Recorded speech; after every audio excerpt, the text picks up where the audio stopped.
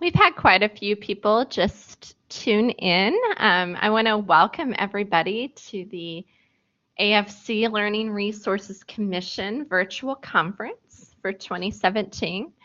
My name is Kendra Auberry, and I'm your chair for the Learning Resources Commission this year. Just a few housekeeping items. If this is your first time attending one of these, we have sessions set up to go for the whole day until 3 o'clock. And there is a link in the chat box for those who are interested, which takes you to the conference LibGuide. Everybody's presentations are posted there. The slides are there already. And session recordings will be uploaded sometime in the following weeks.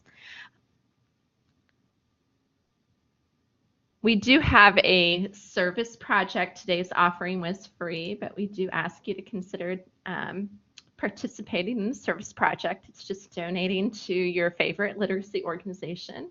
And there's more information about that on the LibGuide as well. I am beyond excited to hear our next group of presenters.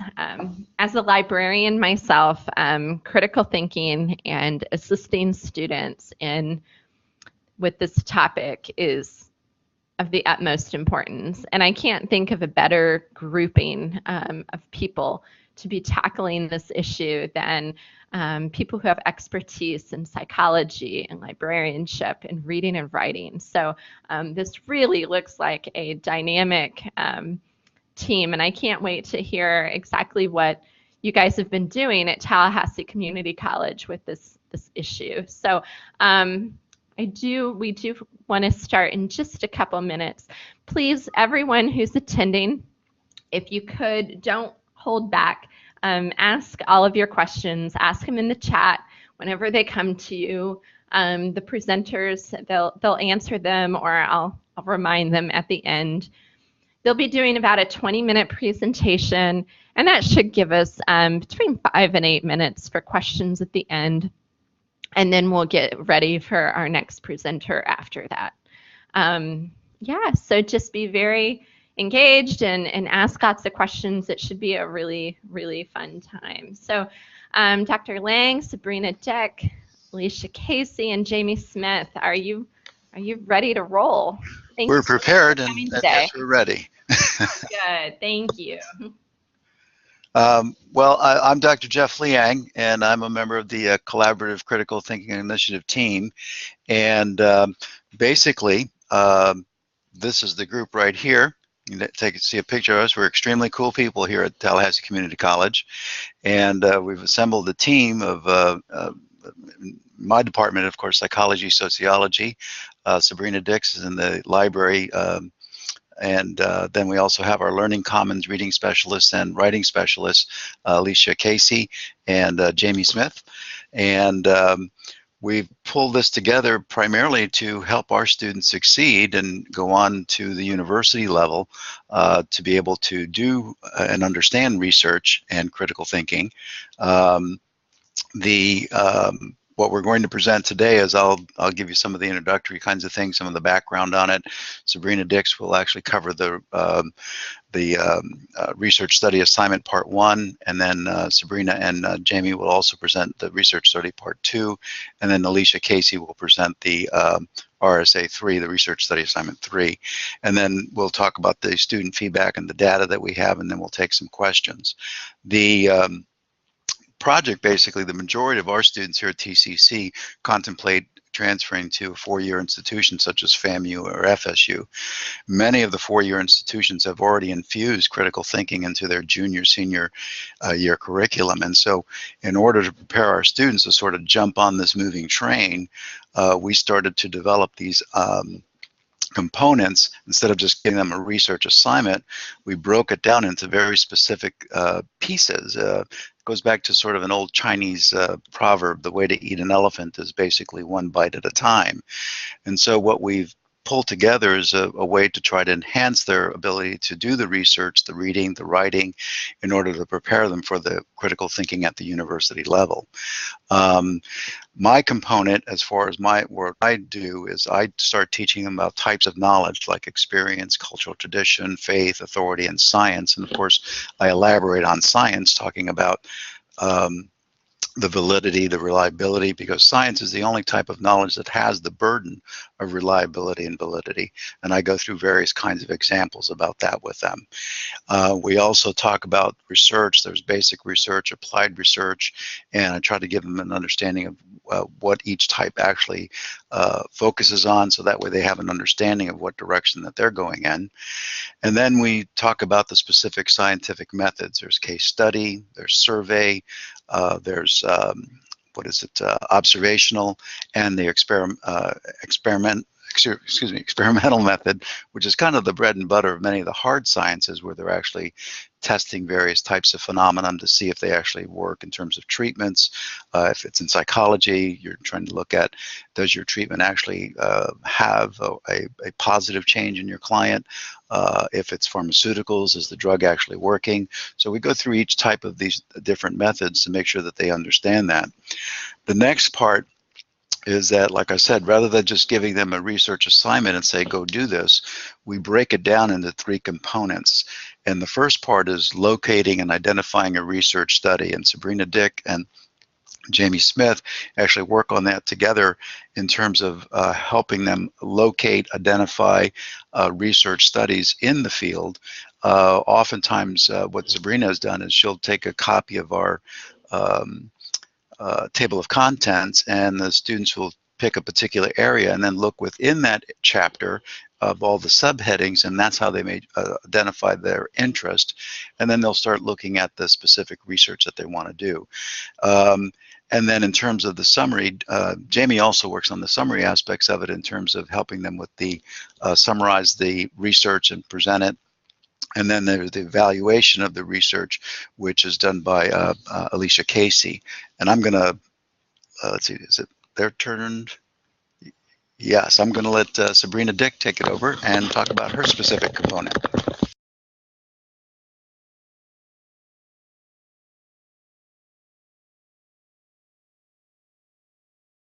Okay. Hello, everyone. My name is Sabrina Dick, as Dr. Liang said, and now I would like to talk to you all about the program the Library and Learning Commons staff developed in order to assist Dr. Liang's psychology and sociology students with improving their research, reading, and writing skills by providing academic support for them on their RSA assignment or research study assignment. We started off by reviewing, in order to prepare for instruction, reviewing the course syllabi, the feedback obtained from a library instructional survey conducted in the spring of 2016, and the research study assignment itself. From assessing these 3 materials, we decided that it would be best that we provide instruction over 3 days to assist students with this assignment. These 3 instructional days spanned over a 4-week period, and for the first day of instruction, Jamie Smith and I met with the students in their classroom in the HSS building, or History and Social Science building, and we presented a PowerPoint presentation entitled The RSA and the Anatomy of a Research Study. Using this presentation, we reviewed the RSA with students, and we provided a definition of a research study, which you can see a slide from the PowerPoint presentation off to your right, and we reviewed the anatomy of a research study with students, or the elements of a research study, emphasizing the structure of a research study, as well as the methodology and results section, and how those sections are quite critical to the overall research study.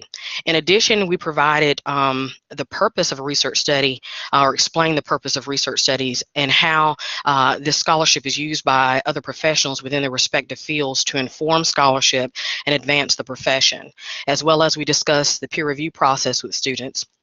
To help them understand how involved the process is for publishing research within a profession in order to get it out to their peers.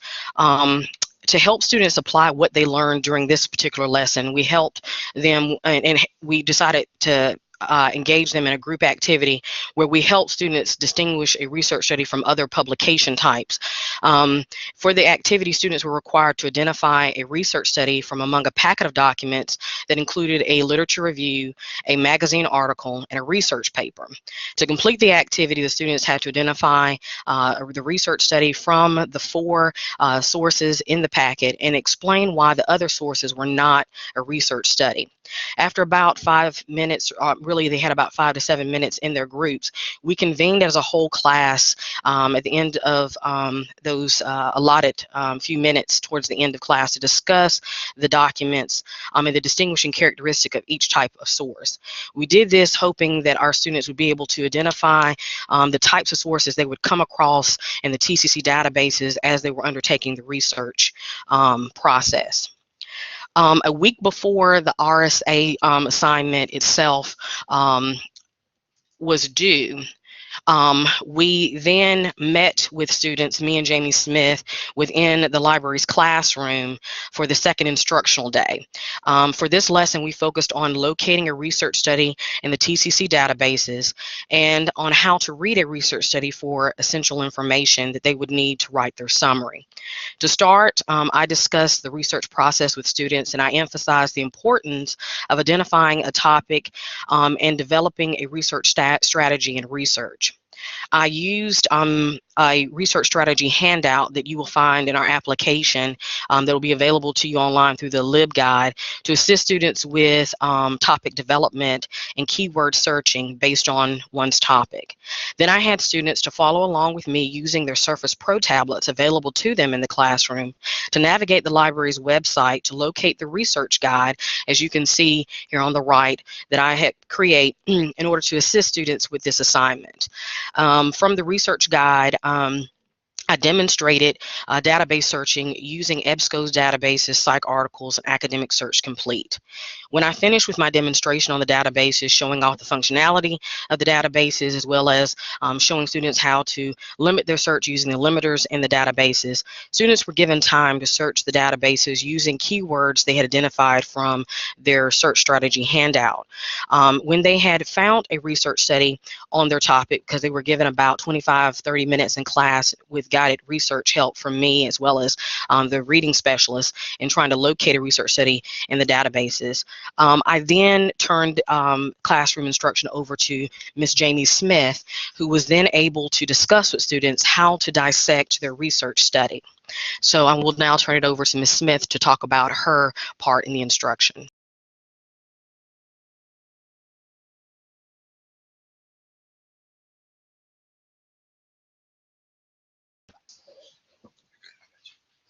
Good morning, it's Jamie Smith speaking, and as Sabrina said, her and I will examine the elements of a research paper. For me, I say start with the title, and you might think this is a little obvious, but no, it isn't. What we do is we'll have students, after they look and pick their item, they can go to the instructor and it's approved. One was sent back to me and they said, I don't understand. It has all the elements you spoke about. It had methods, it has participant size, every single thing.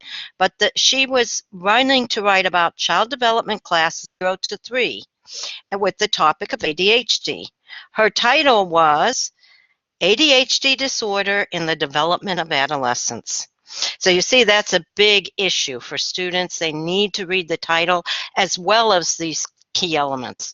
So then we'd have them look more in depth, and for people there, I'm sure you all know SQ4R or PQRST, where you're surveying, you're questioning. So you're going to read all the subtitles, the headings, you're going to look at the graphs, you're going to survey that really beautifully, and then you'll go back and read it carefully. So we go over this process with the students. I also, because part of that is recording and annotating, they're using PDFs to do this. So I show them how to annotate digitally. We also show them how to look up words, highlight, add notes, and moreover, to eliminate plagiarism, which we don't like, we do, this is kind of like Cornell notes, but it's called a T-chart. And we have the exact questions here that are required for their summary. We encourage the students to write notes here in the T for each of the questions. And then from here, write their summary. Not to write it from their notes because we get plagiarizing. So now I'm going to turn it over because we need to evaluate this, and the next person that does that is Alicia.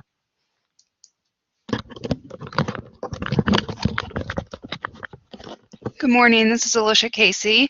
I'm a writing specialist here at TCC, and my part in this project is to help the students with the final part of the RSA 3, which is evaluating the journal article.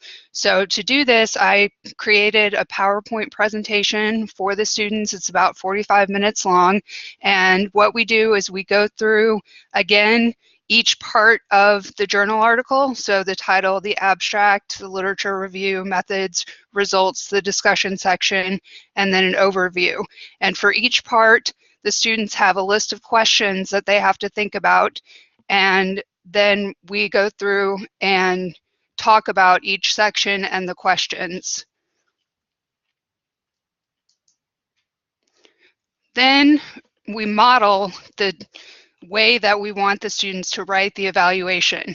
So for each section, I've written a model of how they should do this, explaining the difference between summary and evaluation, that we don't want them to summarize, we want them to actually critically evaluate the article, modeling evaluative writing for each component using an actual research study, and stressing the importance of citation. They're using APA citation, so we're stressing the importance of that. Okay, so after we did the presentation, we surveyed the students and asked them, did they find the workshop useful? Did the workshop cover what they were expecting? And did the content relate to their needs? And about 80% of them said yes to all of those questions. So we felt like, in terms of the student survey results, that was pretty good, that we were achieving what we wanted to achieve. And Dr. Liang is going to talk to you again about what happened at the end.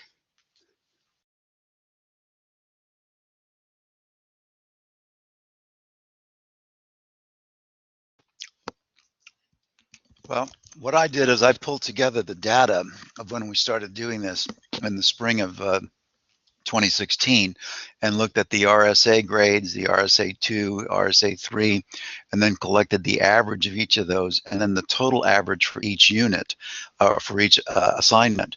And then I looked at them across not just spring of 2016, but also fall of 2016 and also spring of 2017, because they did it earlier this semester. And as you can see, the data looks really good. These were basically what you see here is those that completed the assignment and passed.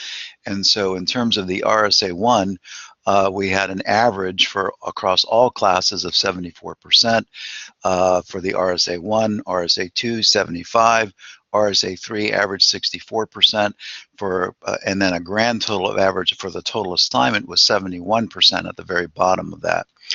And then in the fall of 2016, you can see that our averages improved dramatically. They increased 16% overall if you look at the total scores.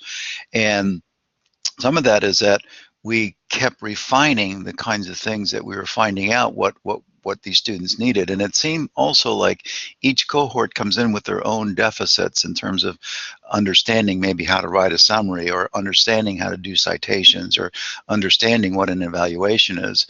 But by the third shot here, when you look at this spring, of those that completed, I mean, we got some sections that got 100% across the board, where they did this. All of the students completed the assignment and passed it. And then our overall average was 97%. and by the way, that's an error. That should be, the total was 26% improvement from spring of 2016 to spring of 2017. We had a 26% improvement over the course of doing this assignment. This has been really great because, like I said, the students really need to have this information to understand how research and critical thinking works. And in their junior year at the four-year institutions, they're expected to already be moving along in this direction. And so, like I said, they're jumping on a moving train, and so they're prepared in terms of going into the next year of their education to do this kind of research. One of the other things that I wanted to emphasize too is that when the RSA was done, and the RSA-2, one of the things that I thought was really important too, because the staff from the library and the staff from the Learning Commons came to the classroom to do some of the work, but we also took them to the library and to the Learning Commons, and if they had questions or concerns, they were able to go back and access these people who actually helped them do the assignment, and they could also do that virtually. But it was very important, I thought, that we get the students to the library and to the Learning Commons because they identified a place where they could go. Because many times while many of our students are savvy on their cell phones and texting and things like that, they're not necessarily savvy on Canvas and how to access the various kinds of resources that are there. So knowing where to go and having physically gone there has actually helped a great deal as well. Are there other pieces that I was gonna go to? Is the next slide? Oh, sorry. Oh, now so we're on the questions. Thank you. Can everybody hear this? What? Oh, they're written over there.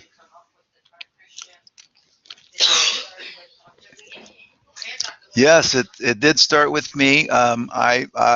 One of the things that happened, and it's probably happened at some of your institution as well, is developmental ed was gone, and so many of the students that I was getting in the classroom didn't have a clue about anything about research or writing a summary or writing an evaluation. And I teach human sexuality, psychology, sociology, death and dying, and marriage and family, and so teaching them how to write a summary and how to do the evaluation was not generally part of the curriculum. So I couldn't do it all myself. So I had to get help. And so I started with Sabrina Dick because I wanted them to get the research. Then I've always been sending folks to the Learning Commons because one of the things that we did was to make sure that what's that? Oh, yeah, one of the things that I want to make sure that they got was that we were pulling this assignment together for them. Now, the question was, did this project start in spring 2016? Was that? Yeah. Yeah, we started collaborating in the fall of 2016. Yeah.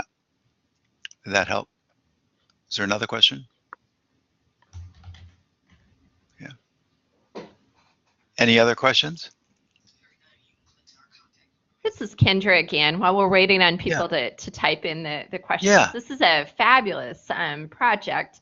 I'm curious how this compares to previous years and how you delivered, instruction on this research project. Right. In the past, what I would have done in the classroom is I expected that students already knew how to do a research paper and had learned that in high school. I was mistaken.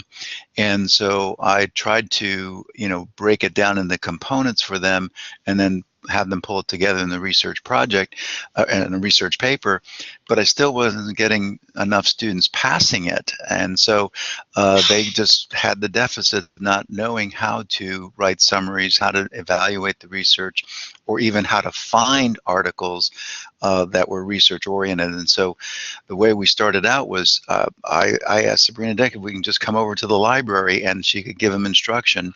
She had all of these tablets that they could use, and she actually did this hands-on with them, walked them through the entire process, and then Jamie Smith came in, started teaching them how to do the summaries because there were deficits in writing. And then, of course, the evaluation was the same way. And so all of these people came together to help these students get this information. I've got other questions. Oh, okay. How did it come up with, okay, how did adding components to your course affect the content that you could deliver?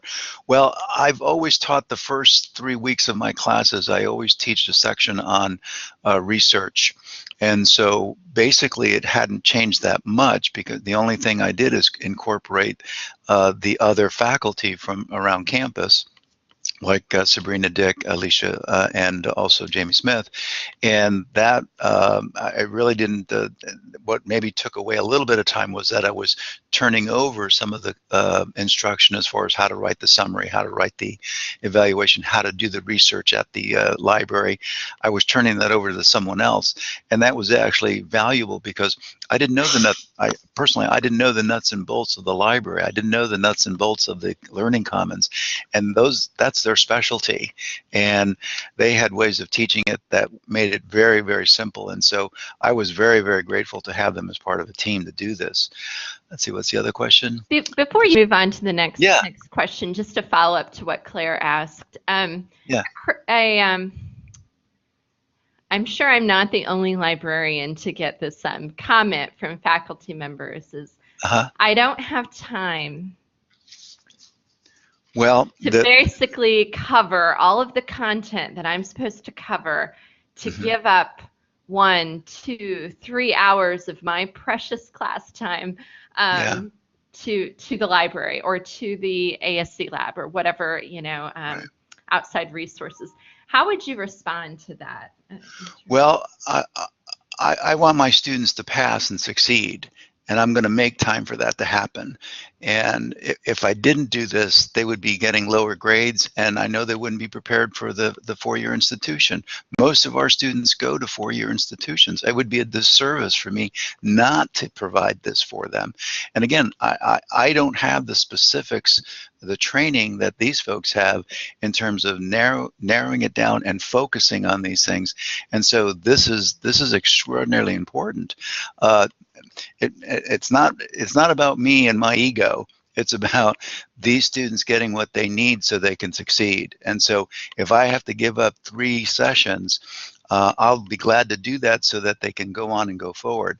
I've got students that write back to me because they've done very well at FSU because they had the research base. I've had one student who got accepted to Columbia University. Another was down at Nova University, have written me back saying that this was a very valuable piece and really was very, very helpful. So it is important to them, and therefore it's important to me to have it done for them. Thank you for elaborating. Okay. What was the other question? Just wanted to say the collaborative was a great idea for providing 360 degrees support. Okay, great, thank you. Do you find it difficult to fit these exercises into your psych class? No, the first section in first chapters in the psychology class, we're talking about research and research methods, and we're talking about sample size and these kinds of things. So it fits right in terms of psychology, and also the whole idea about critical thinking. This is extraordinarily important. Let's see, what's that? Oh, bravo, that's not a good, oh, thank you. Is that a thumb? Okay, thank you, thumbs up. Wasn't sure that was a thumb. I have to say, working with these folks here has just been, they've made it very, very easy. And like I said earlier, the way to eat an elephant is one bite at a time. And they've come along and given their piece and it made it very palatable for the students so they could take this information in and nourish them with it. And they're able to do good things with it. I have a question for Sabrina. Sabrina, question. Yeah, so have you been able to use, you obviously have quite a champion in Dr. Lang. Have you been able to use this successful project to sort of make this work with other disciplines or other professors? Well, I'll have to say that a lot of my colleagues in the library have been very excited about this project once they learned that I was working with Dr. Liang and he was giving me so much instructional time, as well as the other members of our collaborative team, Alicia and Jamie, that they have actually started reaching out because we have liaison areas here at TCC. I know my colleagues in the health sciences have reached out to their colleagues in the nursing department here at the Gasvini Center and started working with them and telling and sharing this information and data with their colleagues, and they have been modeling. They're started this spring, this practice, this collaborative approach to instruction. And I know that Jamie has been working with the health sciences with another one of our librarians here, Ms. Fianni Laswai, with the nursing students with this project. And so they're just piloting this. And I know Alicia has been working with some English faculty and one of our English liaisons, Trisha Elton, and modeling this same project or program that we have going on. So I know that it has taken flight. I have been working with some of our other adjunct faculty and talking with them and sharing this data with them, and they're really open to some. I had one meet with me back here in February. He's wanting to look at doing this in his psych class this summer. So I'm very pleased to say that yes, I'm going to start branching out to other faculty in the social sciences and continuing sharing this data, but I know that my colleagues have been really excited and wanting to model this program, and so they're reaching out to other faculties across disciplines, and it is catching fire here at TCC. So I know that this can be duplicated across disciplines, and so I'm excited to see this because I really do believe it's helping our students, preparing them for the next level. And so that's what we're all about here at TCC, is preparing our students for beyond just TCC, just not for here. So I'm really excited about what we're doing here, and it's showing in the data that Dr. Liang is being so kind to collect and keep up with to prove why he's giving up so much of his class time, which I'm so thankful for, to us to help his students. So. And with that, I'm going to have to end this particular session, but Okay. I just want to thank you guys so much for sharing and for participating today, and it was really a great session. Thank you. Thank you so very much, and you all have a good one. Thank you all for listening in. All right. You all have a good one. Bye-bye.